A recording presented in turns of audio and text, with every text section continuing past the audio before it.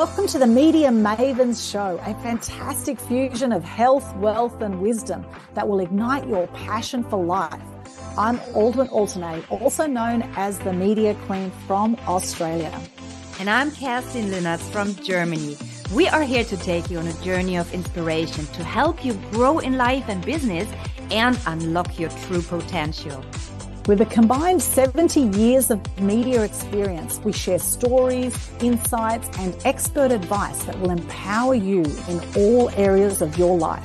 The Media Mavens Show is not just another show.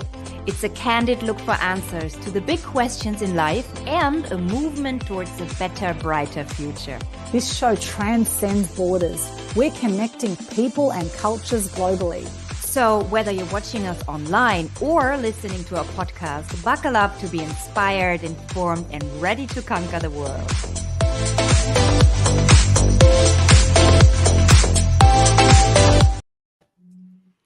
Welcome to the... One more time. We like it so much that we play it one more time. Welcome to another episode of the Media Mavens Show. And we're thrilled today to welcome our wonderful guest, Melinda Richards. Very welcome, Melinda. Thank you so much for having me. Absolutely. This is going to be a cracker of a show. I know Mel is very outspoken on many issues and she is absolutely gem of a person as well. She is an Australian business owner based here on the Gold Coast like myself, a social commentator and author of her first book, which is called You Can't Say That. Here we go. You Can't Say That. Love it. A graduate from the University of Queensland with a career spanning 30 plus years. She's worked in many roles in the UK, US, and Australia. This includes working for ASX listed companies in logistics, shipping, and property development, government-owned corporations, as well as working in both state and local government. She now runs her own group with interests in real estate, the service industry, and the agricultural sector. She's a sought-after public speaker who captivates audiences with her pushback on the current woke narrative sweeping society, cancel culture, and censorship. She's a self-proclaimed freedom fighter and libertarian. And she has a wonderful family, including her beautiful dog, Molly, who I met today. Welcome, Mel. It's so good to have you here. Thank you so much for having me. It's so great to be with you ladies today. So I can't wait. Fantastic. And I love our topic. It's cool to be wise. And what does this mean? Why did you pick this topic, Mel? Well, I think in the last sort of decade or so, particularly, I think, Western culture and Western society, we sort of got a little comfortable there for a while, and we started to sort of, trust our governments, and we're happy to the social elites and all of the billionaires in the world telling us what we should say and what we should think and what we should be doing and what we should be believing in. And I just think at the moment, we got a little bit intellectually lazy. I think we started to sort of lose sight of the bigger issues going on in the world, and we started to believe everything that we were being told, which we shouldn't have been doing. And I think we kind of lost a little bit of our critical thinking. So getting critical thinking back and having an opinion and having a voice and really fighting for what you believe in and having the courage of your convictions these days is something that's becoming precious. And I think that it's something that we need to get back a lot more. I think a lot of people feel afraid to speak out. I think they're afraid of being bullied on social media. They're afraid of being shamed. They're afraid of not being woke or not being politically correct. And I think that's a real shame. And I think it's dumbing us down. I think we're forgetting to critically think. We're forgetting to ask questions. We can't just blindly take on board what people are saying to us anymore. So I think, let's get that back. And I think that's going to be cool. And I think it's part of the Great Awakening. And that's why I think it's going to be really cool to be wise again. Yeah, I love that. And the difference between being woke and being awake. Now, I know there's people going to be, because we hear this woke term and probably a lot of people think, what does that actually mean? Could you explain what that means? Well, look, woke is all about division and identity politics. So woke isn't about who you are as a person or the content of your character. Woke is about what gender you are, what's your skin color, what religion do you belong to, what's your sexuality. These are the things that are really important to people who are woke, because they want to believe that you're a victim depending on your identity. Whereas, when you're awake, you're tapping into your soul and your heart and yourself as a person and a human being. And you ignore identity politics, because you like people no matter what their skin color or their gender or their sexuality. You like them for who they are inside, and if they're a good person and if they're a giving person. So if you're awake to your inner soul and the souls of others, and you live that, and you live by a set of really beautiful values. If you're woke, you're divisive and you judge people based on the things that they can't help, for instance, their skin color or their sexuality or whatever it is. And that's a very, very big difference, and they're very, very polar opposites, actually, I believe. Yeah. Yeah, that's a beautiful way to put it, because we hear this discussion all the time, right? And rather than including people, this is what the woke society is claiming that they want, all this inclusion. They do the opposite.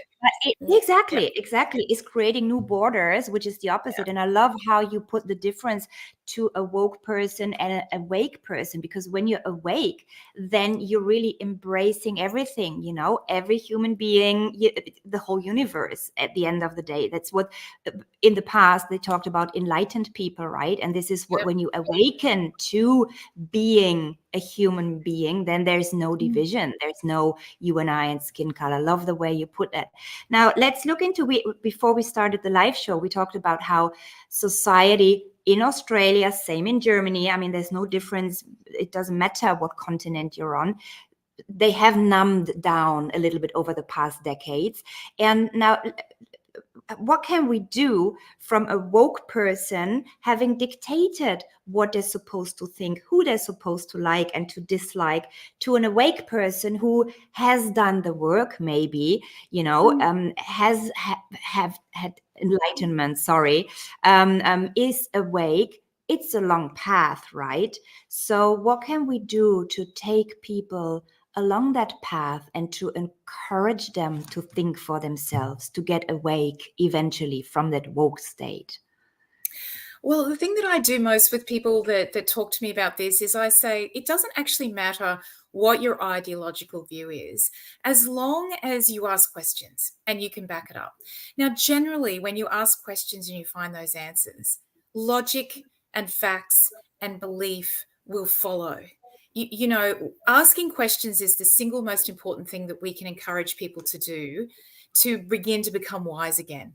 I'm guilty of that. When I started to think about writing the book in 2018, I had a tingle in my tail and felt that society was heading down a path of political correctness, of cancel culture and that, but I didn't really wake up to that fact. And then when I started delving into it, it had been going on for nearly 15 years by the time I started to think about it. I myself had been a little lazy. I had let things go until it got to such a point where I then started to ask a few key questions. And when I asked those questions, I didn't like the answers to them. And it was very, very different to what the government was telling me, what politicians were telling me, what the woke crowd were telling me, what the inclusive crowd were telling me. My intuition and my ability to start to wake up myself happened because I started to really get I went into my inner self and I thought, this doesn't feel right. And I started asking questions.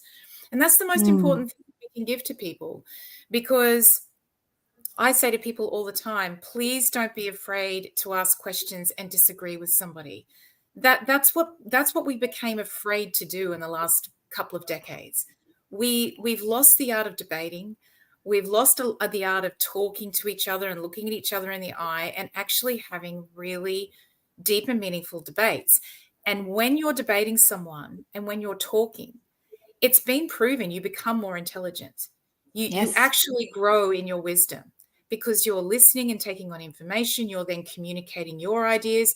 It's free flowing. And that's how humanity got to the point where we're blindingly intelligent amongst all of the other animals in the animal kingdom, because we learnt how to communicate. We learnt how to speak, how to share ideas, and we're losing that ability because we're afraid. And we've got to help people lose the fear, and we've got to help people to ask questions. They're the two really keys for me in bringing people on the journey of saying, if you don't like it, it's okay, you can speak out. And by the way, if you have a tingle in your tail, ask a couple of questions and you'll find the answers. They're there.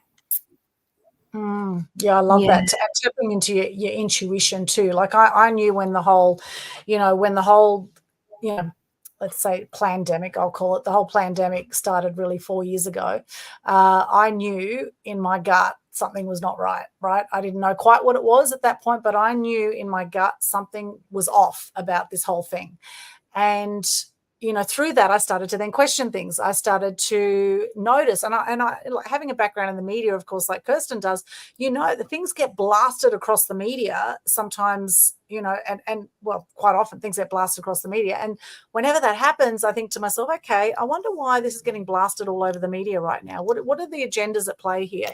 Who's profiting from all of this? That's how you know what's going on. Follow the money trail, right? Follow the money trail. Absolutely. Well, it's about money. It's about control. It was about power. But the important thing that you just did then is you started asking questions because you had a tingle in your tail. And that's exactly what I did. I thought, this isn't right. I don't feel good about this. I'm ashamed to say that I locked myself away for a day while I figured it all out when they told us to, but then it didn't take long. And all I did was ask 3 key questions. And you can do that about any topic right now, where you know that you're being force-fed something, but you get a tingle in your tail and you go, do you know what? This isn't right. And, it started for me before COVID. I mean, where we were really being force-fed in between sort of 2016 and 2019, the big narrative was the climate cult. This whole thing about, it was just so intense, pushing so hard. I thought, there's something else going on here. This is not right. The world's going to end in 12 years. Oh, really? Well, that was 5 years ago. We've only got 7 years left. I mean, hello, should we be preparing? Because Greta told us 5 years ago we had 12 years. It's just the preposterous when you delve into a narrative that's being shoved down your throat, and there's a lot of money attached, trillions of dollars, and there's an element of control. If you ask those questions, it's really easy to find the answers, and you should be asking a question every time something's being shoved down your throat, almost obsessively. When the media just get obsessed and social media gets obsessed, and then you have paid trolls, and then all of a sudden you've got this viral stuff going on, you think you have to learn to rise above it. And that's what that getting wise is all about. It's getting wise internally, and we all have that responsibility to do this, or each and every single one of us, Absolutely. I find it interesting that you say you started writing the book in 2018. Obviously, in 2020, when the pandemic started and people actually got locked in, this is when the pressure started to become so strong that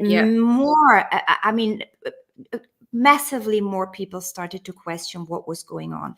How come can you remember the one event, if there was one, in 2018 that made you decide to write a book? Because that was obviously before the lockdown started. Yeah. I think I've thought about this a bit. There was a lot of little things going on that was adding up to a really nasty big picture for me of political correctness suppressing our freedom of speech. That was the big one for me. I started to wake up to the fact that our freedom of speech, our basic human right to have an opinion, was dying the death of 1,000 cuts. Little things here and there, little bits and pieces. But when I finally decided to jot a few notes down, I think it was the day that I was watching one of the morning shows, and they were interviewing these beautiful women that had been sacked from the Formula One Grand Prix in Melbourne. And they were the promo girls, and they were running a legitimate promotional business. They'd worked really hard to look fabulous. And the head of the Formula One had said, oh, no, we don't want promo girls anymore because, that's objectifying women, or whatever ridiculous politically correct stupidity they were going on about with, I love looking at beautiful women. Men love looking at beautiful women. Who doesn't like looking at a beautiful woman? Like, I'm looking at two beautiful women right now and I'm going, wow, you guys look amazing. I appreciate that. You work hard to look like that. It's great that nature's given you those gifts. Let's celebrate it. These women had a legitimate business and they were earning a legitimate income from promoting and beautifying. I mean, racing car drivers and beautiful girls go in like a hand in a glove. Let's face it, it's glamorous, it's wonderful. And the Media Maids on the Gold Coast also got cancelled. I mean, Media Maids have been around on the Gold Coast since the 1960s, I think, the late 60s. And what happened, the tradition was they'd walk around and put a little 5-cent piece in the meters and they'd be in their bikinis. And it was just a part of the Gold Coast. And they were always there when I grew up. I grew up here on the beach, bikinis. And they got cancelled as well. And so I think for me, it was these women, these beautiful women, that was starting to be offensive to somebody. Mm-hmm. I don't know who they were offending, but then I started to really, one of the first chapters I wrote was almost about, if you're offended with something, that's actually your problem. That's not the problem. It's no, if this person isn't breaking the law and they're not harming anybody and they're just looking fabulous, and you're offended by beauty and you're offended by someone going to the gym every day and looking beautiful and putting some makeup on and taking care of their appearance and watching their diet and then turning that into a business because they've got a point of difference, which is a legitimate business thing to have. It's called it's called something that you can sell. And let's face it, look at all the Instagram girls out there who have got 3 or 4 million followers that do a 30-second rap on something, and I'll get a few $1,000s for a 30-second spot because they look amazing and they've got bikinis on. And so it's like, oh, it's okay there, but it's not okay live on a race. It was the hypocrisy. It was the whole mainstream media making a big deal out of it. So that's when I decided, when they started targeting women and beauty, and people were getting offended. Well, what people? And who makes that sort of fat, ugly person sitting in the corner over there my moral compass? Like, you're not my moral compass. This is the society we live in. We can say or do whatever we like unless we're breaking the law. So it's not up to anyone to suppress anyone's workplace or freedom of speech or tell anyone what they can or can't believe in or do for a living just because you have personal issues. Like, those personal issues are your issues. They're nobody else's. So that was a really big trigger for the book. And then after that, it was just a whole range of things that bobbed up around social elitism and, 21st century feminism, but mainly hypocrisy. So, yeah, I started that. Interesting. I never heard of the Media Maids. Love that. We never heard of them here in Europe. And obviously it's too cold here, right? You can't put girls in bikinis putting money in the meter and they're going to freeze to death. No. But anyway, do you think, hearing you say that, and also conversations that we had on this show, with beautiful, successful business women, and I see that in my clients when I work with the CEOs, female CEOs, who, so many of them, is unbelievable. I end up talking to them about how they dim their lights. They're afraid to speak up. They get successful, but not too successful. They speak up, but not too much. They look good, but not too much, because at the end of the day, when you look psychologically, as little girls, they were told, don't be too loud, don't be too present, don't be too this, don't be too that. Do you think there is a correlation between women on the rise in leading positions in businesses, getting more seen, getting more heard, getting more confident? Could you imagine that there's a correlation, or that one of the reasons is trying to keep women down in general, when it starts with the Media Maids even? I really hate to say this because I'm a woman, but generally what you'll find is the people that are offended are other women. The people that don't like successful women are other women. Some of my biggest critics on X for speaking out and are other women that follow me. And they, you know, women are jealous creatures, and women sometimes have so much socialist envy, and they have so much, they need to be virtuous, and they need to show people that they're virtuous, and they need to really present themselves in a certain way. So they start virtue signaling, and they start getting offended, and they start having these kinds of opinions about things that don't really matter that much, but they do hurt other women. So they tend to put other people down to pump themselves up a little bit. And I find that these sorts of people, and look, men do it to women too, but the bottom line is it's more of an ideological trait rather than a gender trait. So if you tend to be, and I don't mean left and right, I mean woke versus awake. If you're a woke person, you generally have the traits of a deep socialist envy, a deep resentment towards people who work hard, who are really successful, and then come out and say, you know, I'm really successful, but I also have an opinion. And it's like, oh, well, look at you. I mean, you shouldn't have an opinion because you married a billionaire. I mean, look at what's happening to Holly Valance right now. She's a highly intelligent woman. She has a very, very strong opinion, which I totally agree with. And her haters have got nothing against her opinion, but they're criticizing her for marrying a billionaire. It's like, well, who cares who she marries? Let's talk about her opinion. Oh, no, but, you know, look at, and people are attacking me personally.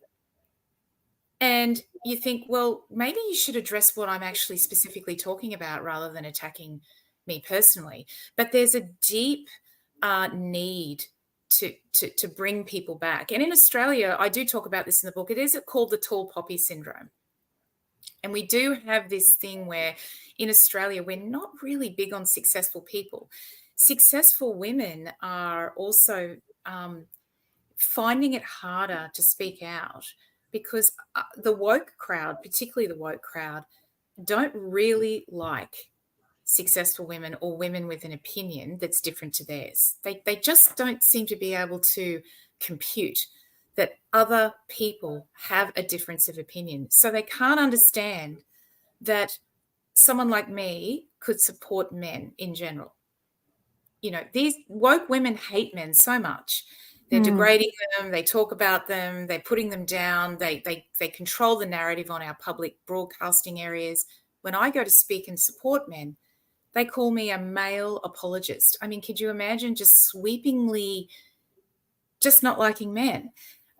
If a beautiful girl comes out in a bikini, well, they just come out in droves. And conservative women will actually put themselves in a bikini on their profile now just to trigger other women and prove their point about the woke narrative and about not celebrating beauty and not understanding what it is to be a full, complete woman, what a full, complete person. I can be beautiful on the inside. I can be beautiful on the outside. I can have an opinion. I can be me. And look, I'm going to prove it to you. I'm going to trigger you just by going into. So women, a lot of American women now are actually posting themselves in a bikini just to show that there's this section of the community now that are just perpetually offended by beauty and by intelligence, probably because they don't have it themselves, maybe. I mean, it's a big question of psychology right now going on in the world, but it's an important one because it's dividing us up. It really is. The women are attacking each other all over the world at the moment, and men. It's terrible to watch. It's just exactly. And I think this has to be the message, and you can put this blueprint on everything. It doesn't have to be either or. It can be both, and it actually has to be both. You don't have to decide if you're beautiful or intelligent. You can be both. You don't have to decide if you're beautiful on the inside or on the outside. You can have both. You don't have to decide if you're spiritual or rich. You can be both. If you do freaking good with your money, you can have millions and you can still be a deeply, genuinely spiritual person. And I think this is on everything, right? It doesn't have to be Western medicine or traditional medicine. It can be both. It doesn't have to be black or white people, both. And I think we're on the verge as humanity. And, you know, when I look at it from the aspect of Advaita Vedanta philosophy, which doesn't look into thousands of years, but millions of years, in the evolution of humanity, we are right now at the verge of evolution. Either humanity gets it or we don't, you know, to put it very simple. And this is why the shit is hitting the fan at the moment, because things are getting so tense on every level in society, on every country in the world. And it is. You know, the vibration is getting bigger. Yes, absolutely. Yes. And, you know, it's really, really interesting while you were speaking about that. You know, I firmly believe what you're also saying involves the masculine and the feminine, because we are starting to pull apart and destroy the beauty of the masculine and the beauty of the pure feminine. And by pulling that apart and dissing on it and trying to mix genders up and push a movement where masculinity is not celebrated, pure femininity is not celebrated. And so therefore the beautiful balance of life where the masculine and the feminine come together and provide that wonderful balance, that's also being ripped apart. And that's really what I was thinking of when you were speaking, because there is a deliberate attempt to make women more masculine and men more feminine. And it's coming out overtly and covertly. And covertly, it's been done over the last 20 years by emasculating men and pulling away their voice. And it's being done overtly through the trans movement, where we are saying that it doesn't actually matter what gender you are. You can be a boy or a girl or a they or an it, or you can have any pronoun you want. But you see, I disagree with that. I believe it absolutely does matter which gender you are, because the feminine brings something really beautiful to society and the masculine brings something beautiful to society. And if we're starting to break that down and say that those things don't matter, that's where I think your humanity is really on the precipice, because it is becoming tense, because we still have to tell men that their masculinity and their strength is very, very important for us moving forward. It built Western civilization, you know, with beautiful, strong women behind them. But let's face it, beautiful, strong women are who we are today because of great, strong white men that built the foundation of democracy, abolished slavery, and built a Western civilization that, let's face it, everyone wants to move to, because that's what's actually happening right now. But then we also have to say to women, you know, it's okay to have the door open for you. It's okay to have your man protect you. It's okay to be feminine and nurturing and loving and provide that balance to masculinity. It's actually okay. You don't have to do every single job in the world that the man does. Let them do what men should be doing. I mean, you know, it's okay to be a woman and go, well, I don't really want to be a plumber because I don't really want to stick my hand down the, actually, I don't really want to be a builder because I really love my hair and I love my nails and I love being a mom and I love to do this and I love to work in the job that I'm doing. And I don't really want to be a, you know, now, of course, women can do whatever men do. We know that. We've proved that. Yes, good rah-rah for women. Yay. I mean, I've done a lot of stuff that, you know, when I was younger, when I wasn't married, yeah, I did everything a man did. But now I don't want to. I want to be feminine. I want to be a woman. And I think we need to celebrate the pure femininity and the masculinity again. And I think it's okay to do that. And that really triggered the thought when you were saying that, you know. Yeah. And I think this is also interesting. That's what I hear myself saying again when we have this whole discussion about the genderism, right? You don't have that so much in English language, but in German we have der, die, das.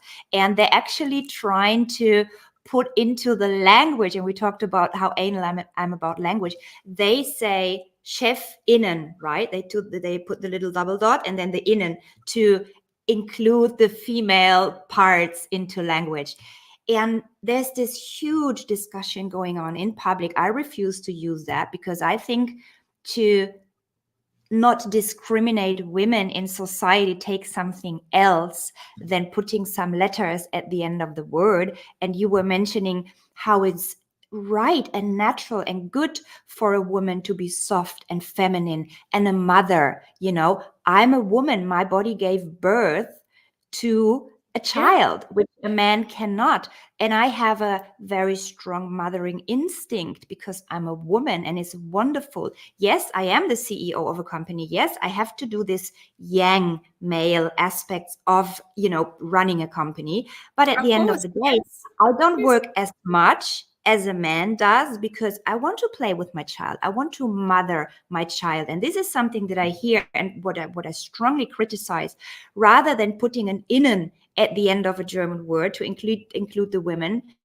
How about society supports self-employed women, you know, to be able to take care of their children? Like when my daughter starts going to high school in 2 years latest, I don't have any more right to put her to childcare, right? There's a little bit complicated system, a little bit different than in Australia. But now I have to decide, do I support my child going to high school after 4th grade, or do I keep her in elementary school till after 6th grade so I have better support in running my company? Because obviously I can't stop working at 12 or 1 o'clock, you know, around lunchtime. And this is what it gets dropped. This doesn't happen in public discussion. And I keep saying, I don't care if they call me daddy, das, or innen, you know, and put this whole gendering into language, but actually support working women and, you know, CEO mothers. How about that? You know? And it's, it is I totally really agree with you that, yes, it's a strong hypocrisy, you know, saying that, but doing something very different. And I think this happens in all the countries. I think too that we forget sometimes the differences between men and women, and we forget those nuances. And sometimes governments and public policymakers don't really tap into what it takes for different demographics to do different things. And we do operate differently as genders. You can't have sweeping policies just for one gender. You've got to say that whether we like it or not, women are not men. As much as some women try to push us into being equal to men, we are not equal to men. We never will be equal to men. We should not be equal to men. We can have equal opportunities, but we are not equal. And this is the thing that, you know, 21st century feminists talk all the time about women's, you know, women are equal to men. Women are equal to men. We're just as good as men. That's got absolutely nothing to do with how we interact with each other. We are absolutely not equal to men in any way. We are the yin and the yang. We're the opposites. That's how nature intended it to be. And we need to work together in society to understand that the messaging is completely wrong. And that messaging, that sort of virtue signaling, woke messaging, that feminist messaging, is doing a lot of damage to people such as ourselves who are, you know, CEOs, we're directors of organizations, and, you know, we are going to need slightly different environments and government policies than families or men or whatever. But we never do it from the lens that men and women are completely different. We always do it from the lens that we have to give everything to women that men get. We have to give everything to men that women get. We have to do gender pay gaps and all of this. It's all a nonsense. We don't recognize, and we're tearing apart and this idea that women have specific needs in a society and men have very specific needs as well, and neither can get left behind. And because we're striving to make men and women equal, men are losing and women are losing.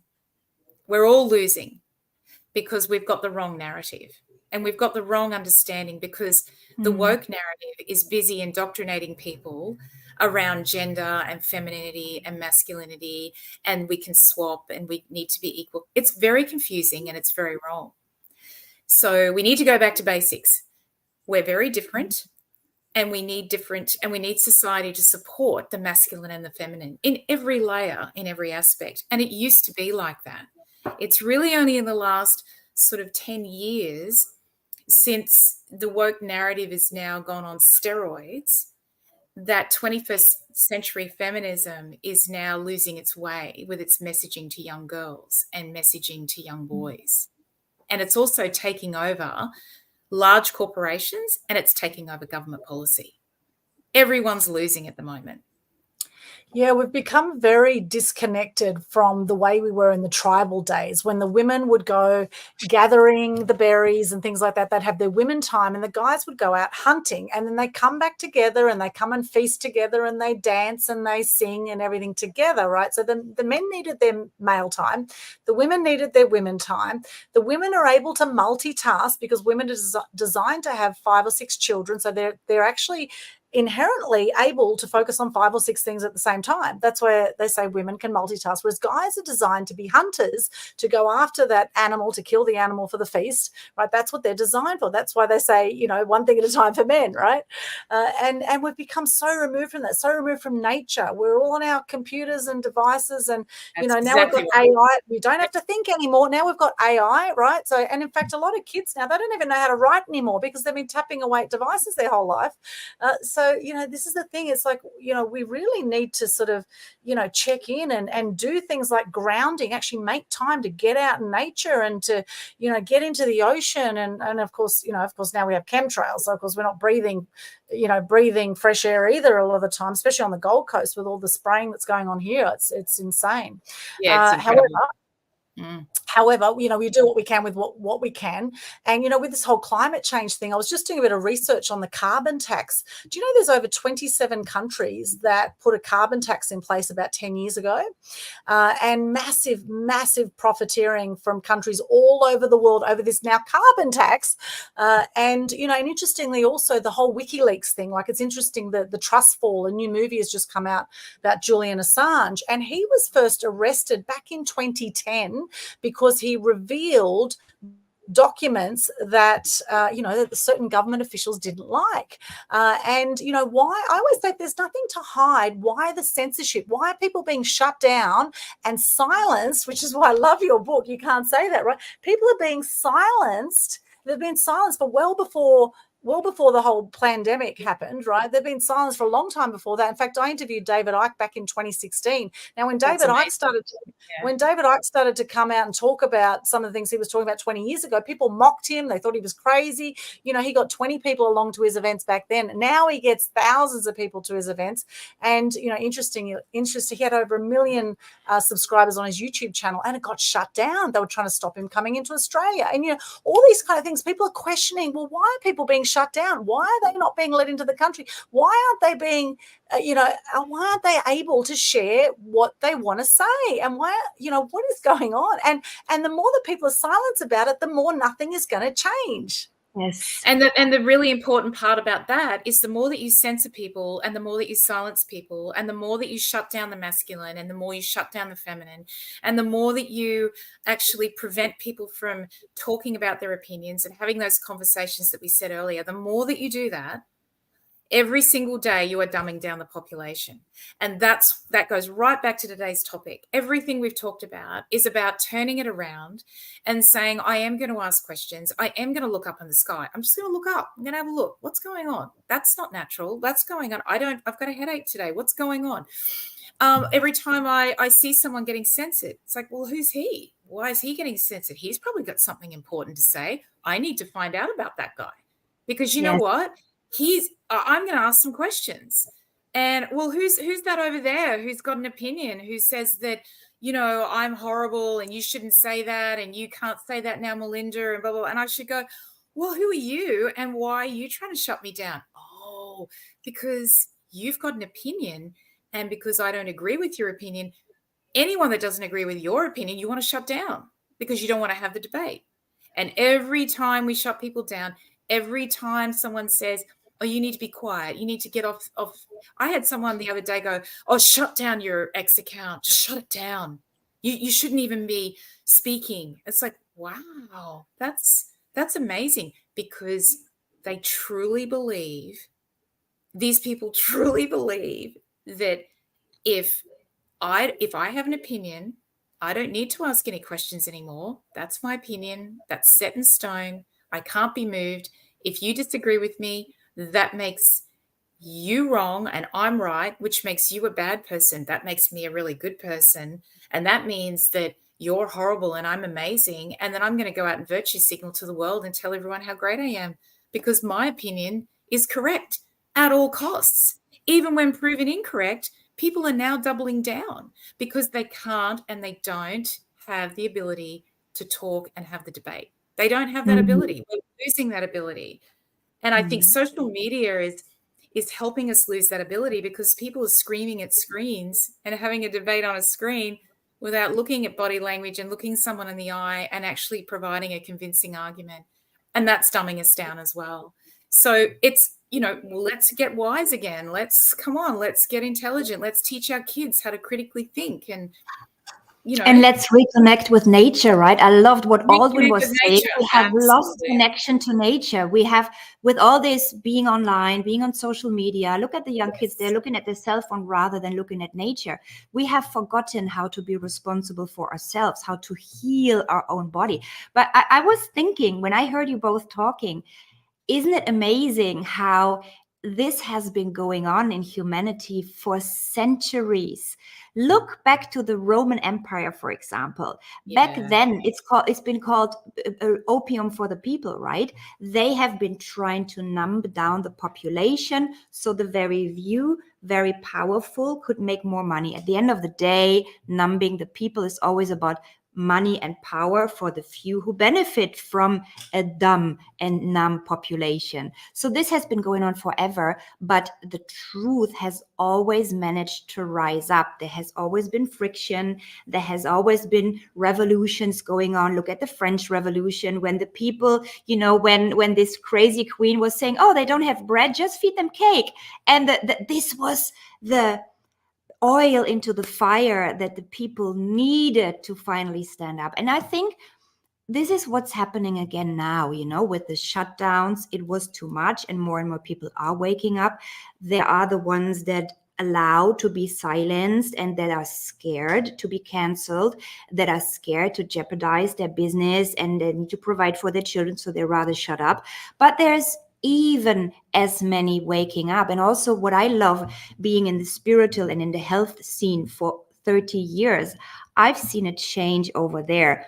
I loved when you said, when you interviewed David Icke, 2016. Back then they were saying he's a crazy guy, and now they're like, he's filling halls, right?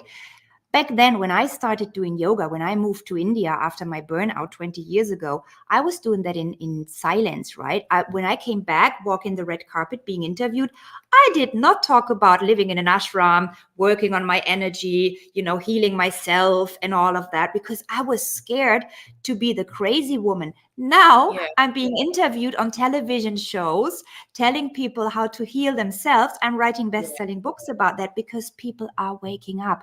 So this is why I have high hopes that through the pressure and through the powerful and rich people trying to put down population and silence the ones that advocate intelligence, wisdom, health, wealth, wisdom, how we call the show, the more people are rising up and waking up, the stronger they're trying to keep them down. But it's not going to work. It has been like that always. And it's good that there's people like you and me and more who are speaking up and educating younger people as well. We need to go to the young people, the upcoming generation. The young youth. That's another reason why I wrote the book, because I really, really, really got worried for, young adults, for teenagers. They're coming into a world where they've got to navigate a lot of things where, they're not taught how to be resilient. They're not being taught how to communicate an idea verbally. They're not taught how to critically think. We're going to teach them, though, and more people and parents are going to teach them. It's not going to come through the schools, and it won't come through the universities. But as parents wake up, they're starting to pull their kids aside, and they're starting to do a lot of that education. I mean, I think it was Aldous Huxley said, in referral to what you were saying before, is that, the one thing that we know about history is that we never learn from history. So that's the one lesson, that it's true. We've been doing this for centuries and we're not learning. But this time around, it's a little different, because what we have been through in the last 4 years was so radical. It was very, very radical for us apathetic Westerners to suddenly realize that we didn't have the freedom we thought we had. I know in Australia, we're not the country we thought we were. And I think that has got, so that horrible experience, and for some people, it was so life-changing that they will never get their lives back. But for humanity as a whole, there was a shift. There's a swerve. A swerve has occurred, and I think it's still occurring. Mm-hmm. And is that the silver lining? Is that why it happened? I mean, are we going to wake up and be wise? Are we going to ask more questions? Are we talking more to each other? I hope so. And, these sorts of forums are fantastic for promoting that idea that, it's really cool now to ask questions. It's actually kind of cool to be a conspiracy theorist, because you know what a conspiracy theorist is? We're just become fortune tellers, just like David. David, David, David. Well, I never knew how to pronounce his last name. I used to say it 5 different ways. I love him so much. So I've listened to his interviews, and every time he gets interviewed, his last name gets pronounced differently. So I know. The Germans say Icke. Yeah. So, and there's so many, I mean, when you look at, when you look at those people like Eckhart Tolle, right? Whom I had the big, I admire him, and I have been reading his stuff for 30 years. Yeah, in the beginning, they were brilliant. also saying, "Oh, he's a little bit cuckoo, he's a little bit crazy," and now his books are almost like beginner's lecture for people who are start to wake up, right? When I start training people or coaching people and they haven't been working on the spiritual aspects at all, it's like the beginner's bundle, right? Go to those books by Eckhart Tolle and David Icke and all these people. And there is so much when you look at the libraries. I love to go to bookshops, and I always want to see next to whom do they put my books in the actual bookshops, not on Amazon, but when you go to the actual bookshops. And I, when I was standing next to Eckhart Tolle, it was like, yes. And there's so many more people, the people who were young when they were reading Eckhart Tolle 30 years ago. Once you have learned those things, and once you have woken up, you can't unlearn it. You will always see things that are going on the planet through this filter of being crystal clear. And so many people have learned to question, do all the politicians tell us the truth? Today, I love how you said, Melinda, today, latest after the pandemic, it is normal to question if a politician is telling the truth. Even children understand that, not because so much corruption has come to the surface.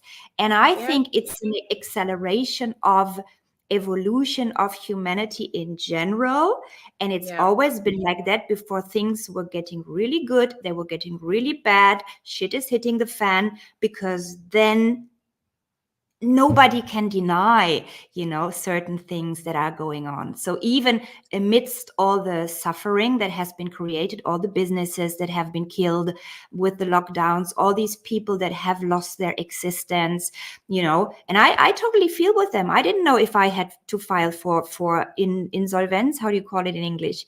I don't know if I could.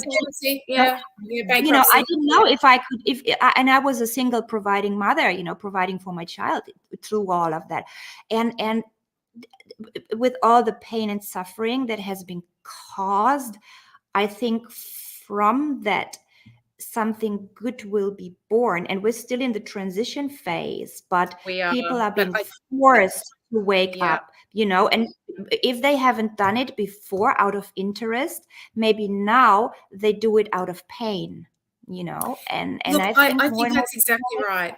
That is Mm. exactly right, because people have been forced, like I was. I mean, I put pens down for a whole year. I didn't touch my book for a year because I was forced to take a look at Australia in a very, very different way.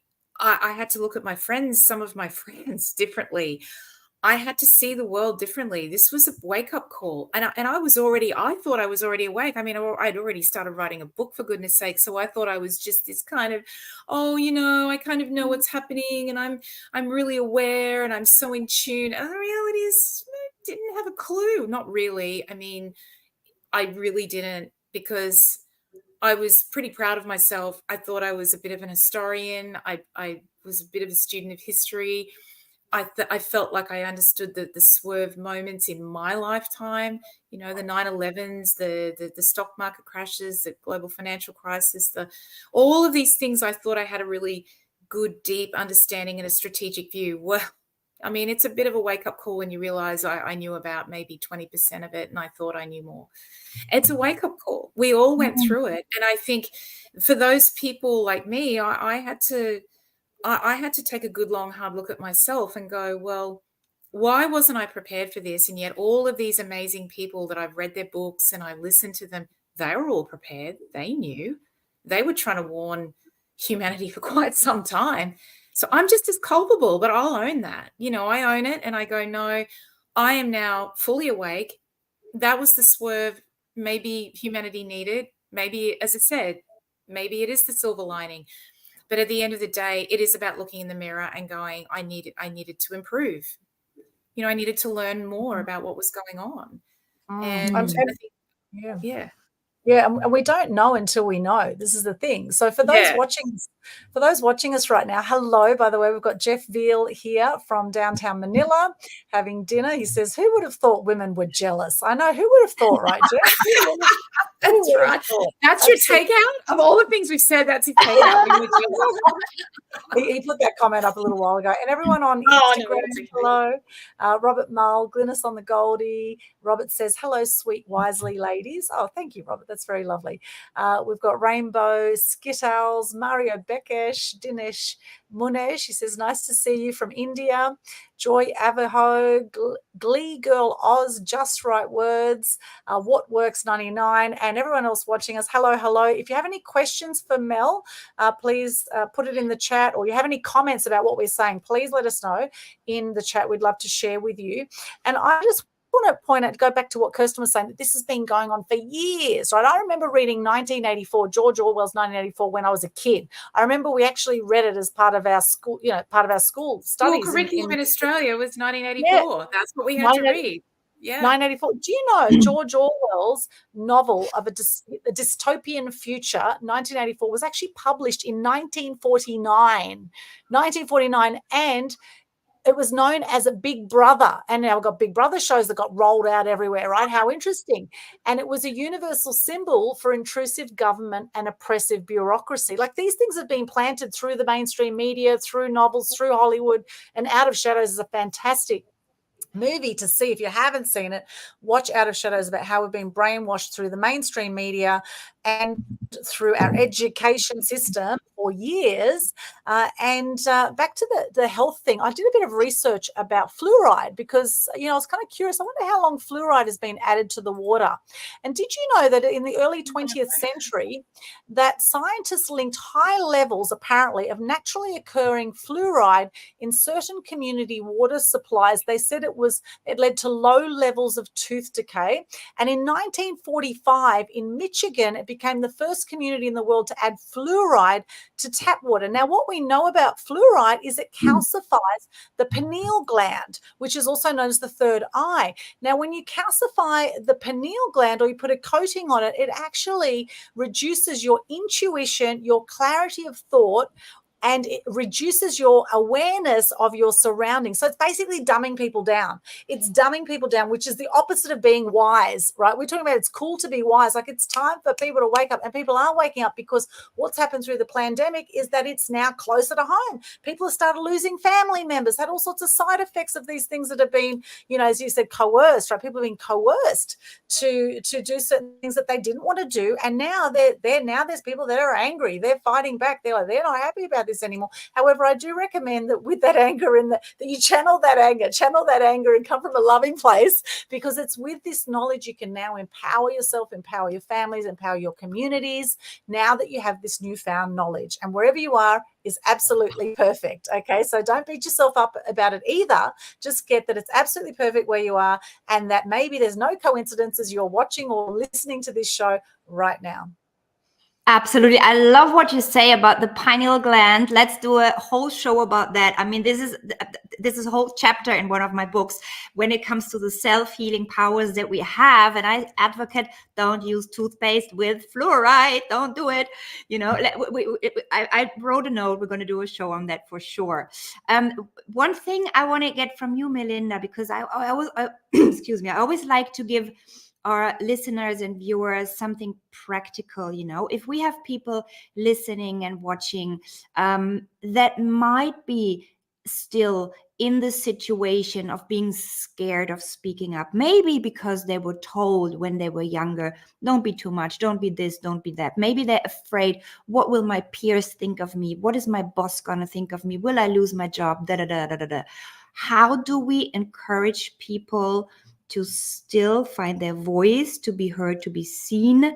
And maybe can you share from your own experience, how did you become that brave lioness that we hear roaring in her book right now? Yeah. I think the biggest thing for me was to start slowly.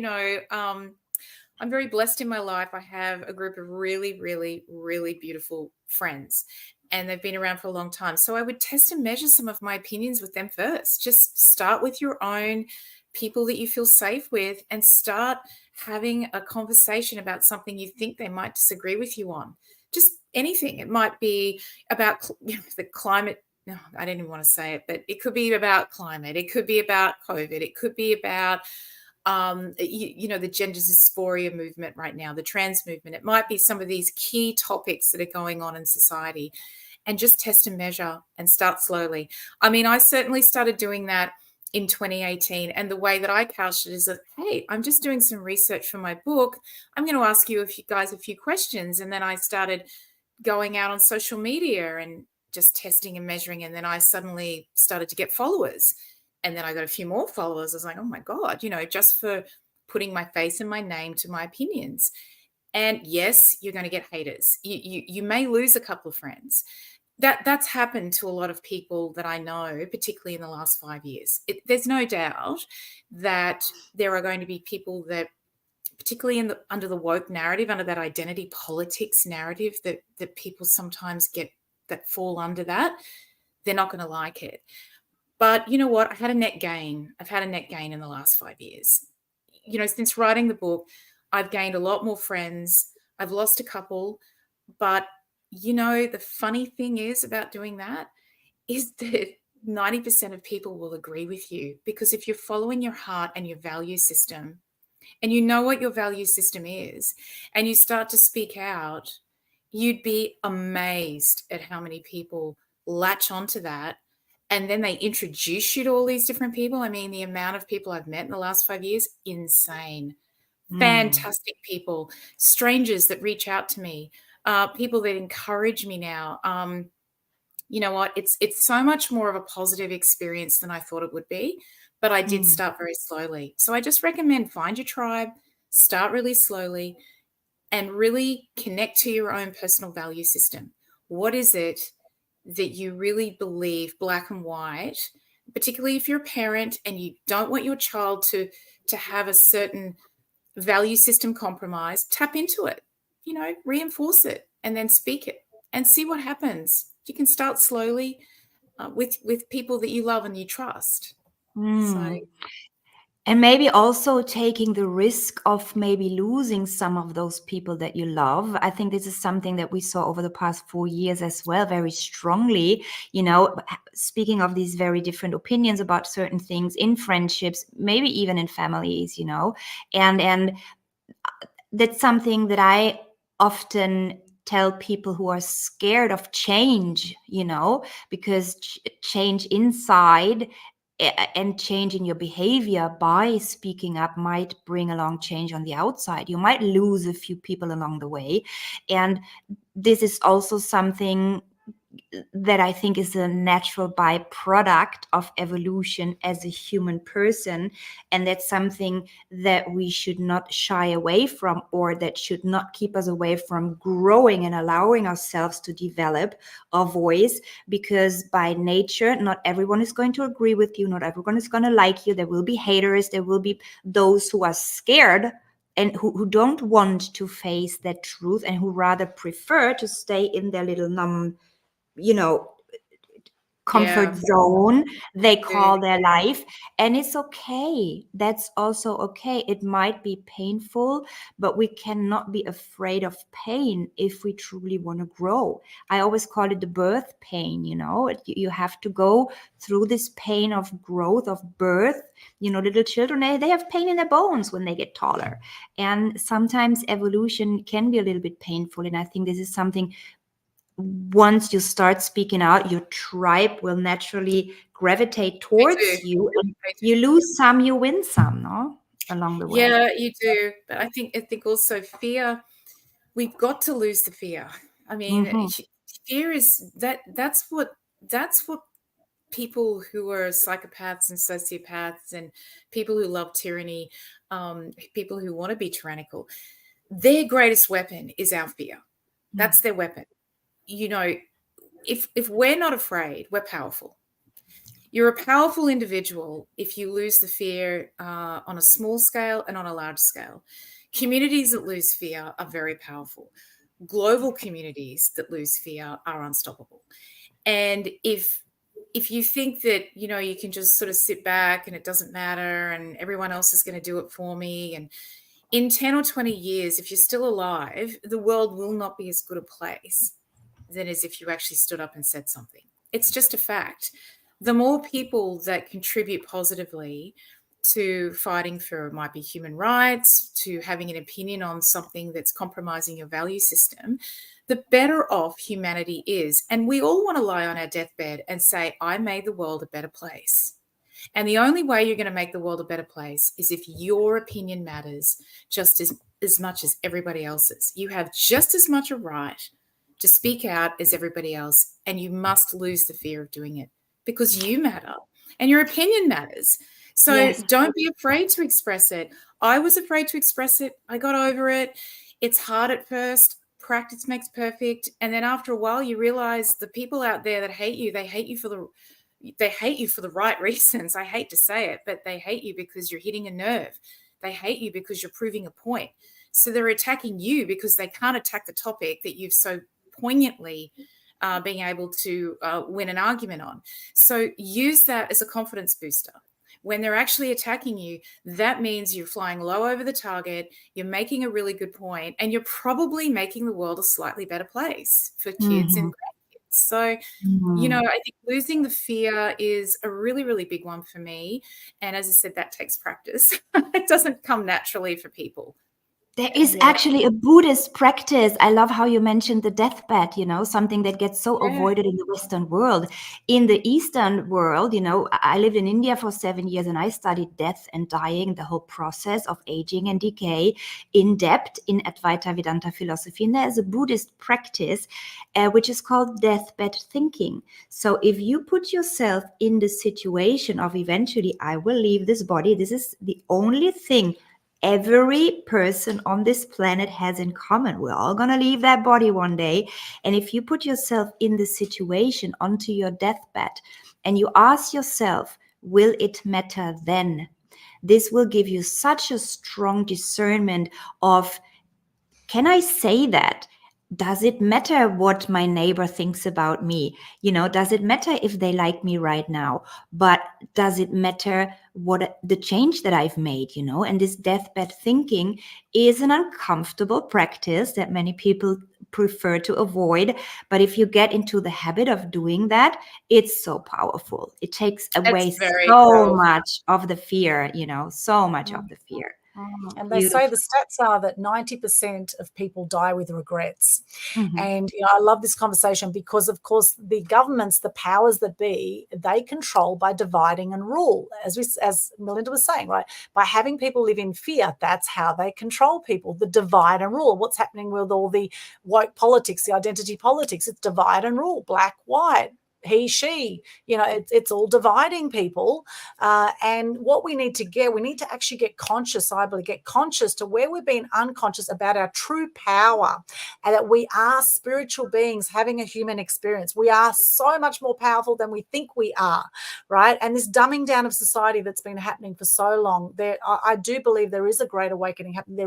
People are waking up. They might not all be speaking about it. However, a lot more people, I believe, and I've noticed, a lot more people are actually awake to what's going on and questioning things a lot more now than ever before, which I think is absolutely a beautiful place to be. And, I want to applaud everyone who's been tuning in here to get that, you can be the change you wish to see in the world. One of my favorite quotes by Gandhi, you can be the change you wish to see in the world. And in fact, I think it is a duty actually to, once we are awake to something, to actually share the love, to just let someone know about it, to share something on social media, or, let that ripple effect of change happen, starting with you. That's beautifully said. Yeah, absolutely. We're a lot more powerful than we believe. And I didn't know that until, I'm 56 now. I probably didn't really understand that until I was probably 45, 50. You can, and that's why it's really important for when you're young, when you are powerful, when you're young, you don't understand it. You don't understand how amazing it is. I wish someone had told me a lot more of the inner strength and spirituality and that when I was in my early 20s. I just blasted out and partied really hard, and that was great too, but and a lot of fun. But at the end of the day, we still should be bringing some level of wisdom and spirituality back into the way that we engage with each other, and in building that wisdom. And as it said, it's practice, and it's amazing. It's amazing what's going to be achieved. I feel it. I see it every day. There's a swerve happening. Out of pain has come people's realization that I actually have a role to play. Everyone has a role to play. And it might be very small. It might be really large. Whether you agree or disagree with someone like Donald Trump at the moment, I mean, I've got mixed emotions about Donald Trump, but it doesn't really matter what side of politics you're on or what ideology you belong to. When you see someone like a figurehead like that, who is powerful in changing narratives and changing the world, well, he's a man and he's a person. We all have that kind of power. We may not get that kind of attention, but within our own circle of influence, we also have that voice and that power. And so you can learn how to use it. And I think it is a learned experience.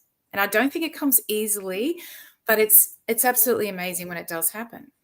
Yeah. And we can create a ripple effect, no? We can create a ripple effect when it's everything is. Yeah.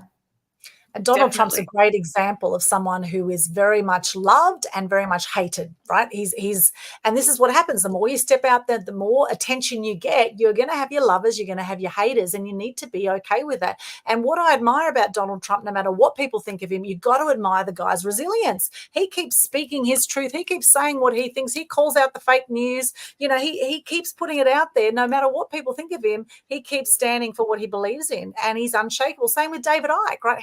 How much was David Icke knocked as well? And he just keeps getting up there and he keeps saying his thing. And, of course, you're going to have your lovers and your haters, and it's okay. And to get back to we are spiritual beings having a human experience. It's scientifically proven the minute we die, our bodies become lighter. Our bodies become lighter the minute we die. So your soul, your spirit goes somewhere.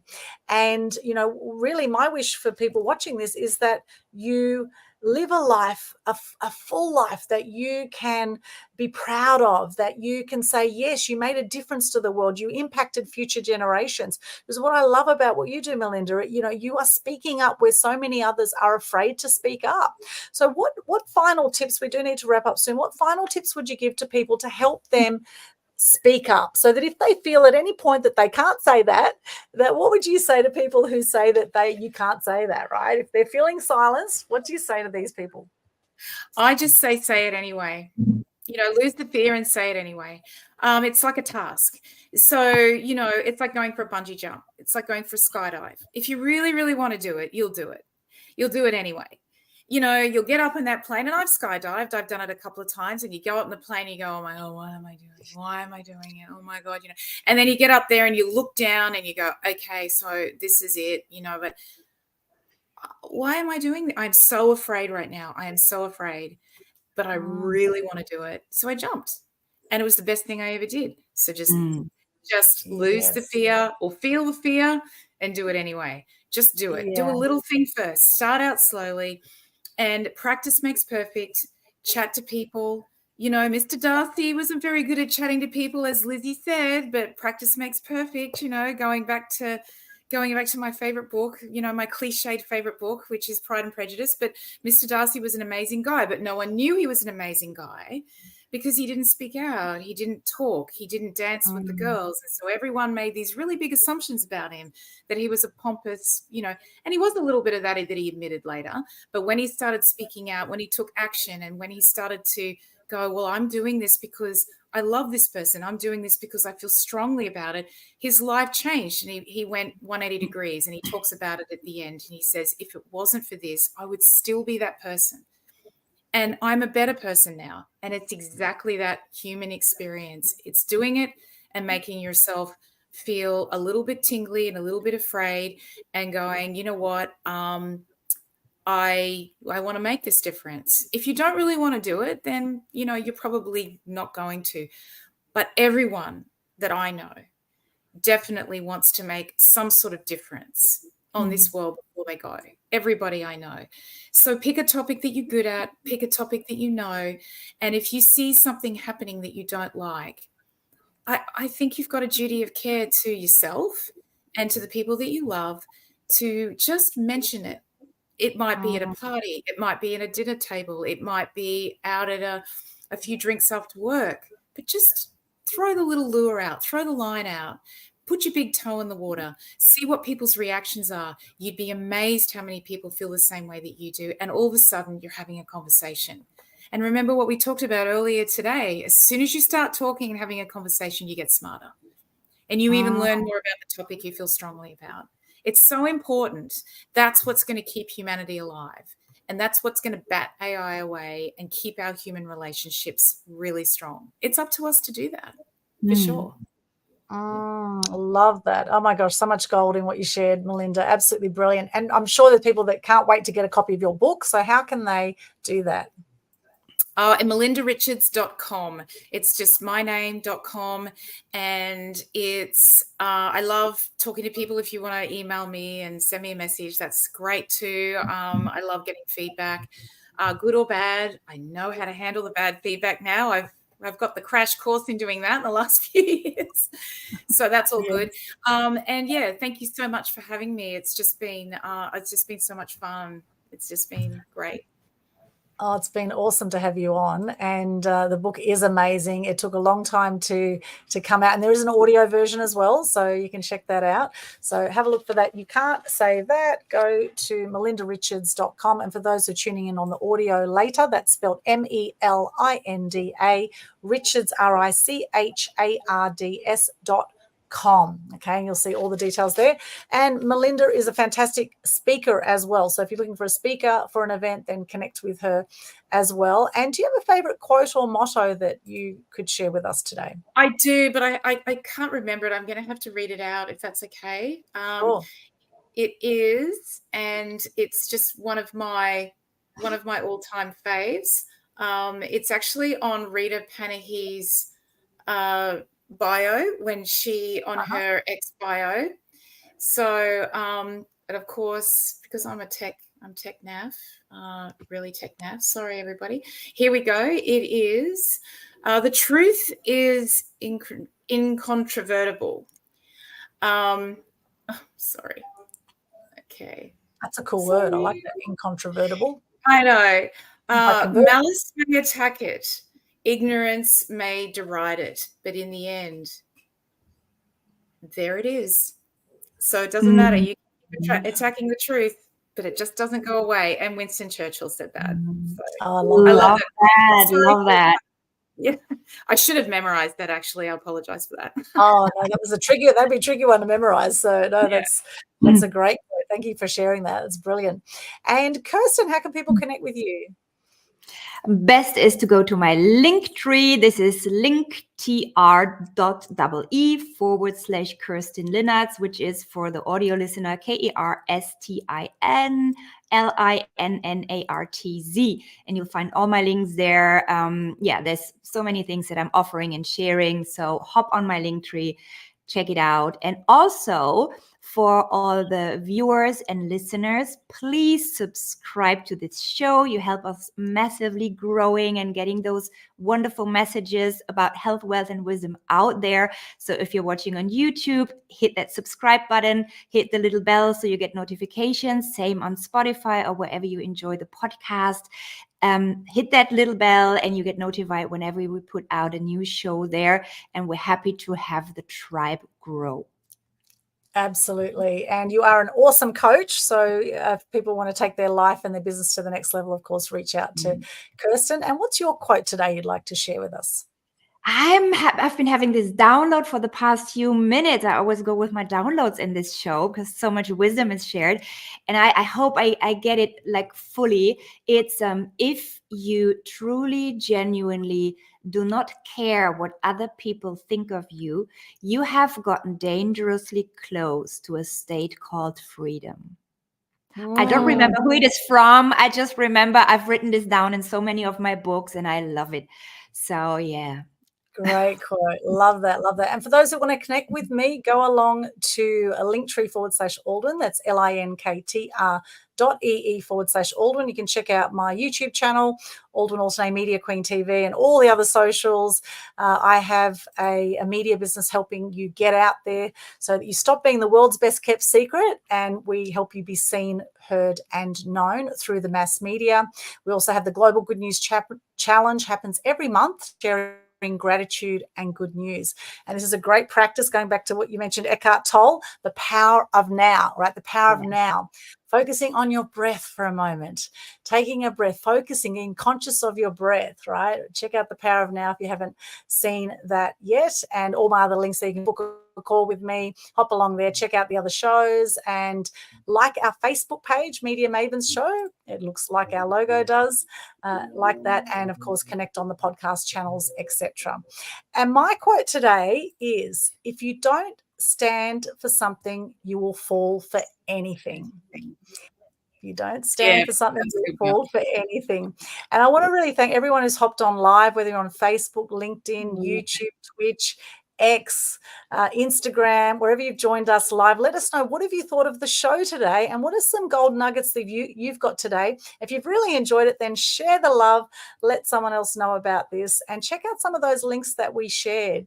Trust Fall, Outer Shadows, check them out. Check out the Conscious Community Global Facebook group, which has a heap of those documentaries in it, which is in my link tree there as well. And we look forward to seeing you back, same bat time, same bat channel next week, Tuesday. We're always on a Tuesday at 11:30 CET, Central European Time, and 8:30 p.m. on Australian Eastern Standard Time, Brisbane time. Any final words, Melinda, Kerstin, before we wrap up the show? Oh, look, it's just been great. Thank you so much. And, let's go out there and keep encouraging people to find their voice. Yeah, love that. Kerstin, final words? Beautiful. Yes. Thank you, Melinda, for having been our guest. It's been wonderful. We could have gone on for at least another hour. So we hope we'll have you on another future show. coming up. I thank everyone listening, watching, and I'm looking forward to next week. Actually, I'm going to be tuning in live from Dubai next week. I'm going on a little bit of holiday and a little bit of business in Dubai, catching some sunshine, and I hope I can set up everything from the hotel that I'll be staying at, but it will be a little bit of a different surrounding. Yes, but I'm not going to warmer. Yeah. Yes. Hopefully you'll have good Wi-Fi. Definitely. And get Melinda's book. You can't say that. Check it out. Get it online, melindarichards.com. Thank you so much once again, Melinda. It's been an absolute pleasure having you on the show. We've really loved this, and I know we've had lots of people hopping on, so I'm sure we've given people lots of food for thought today. Thank you again for joining us, and we'll be back with more amazing content on health, wealth, and wisdom here on Media Mavens Show. And thank you, Kerstin. Always a pleasure, my beautiful co-host. I love you guys, and sending you lots of love coming from that loving place. Bring that awareness to those around you. Share the love, and let's all rise together, my friends. Let's rise together. All right. Thank you so much. We'll see you again Thank you so much. next See week. you on the next one.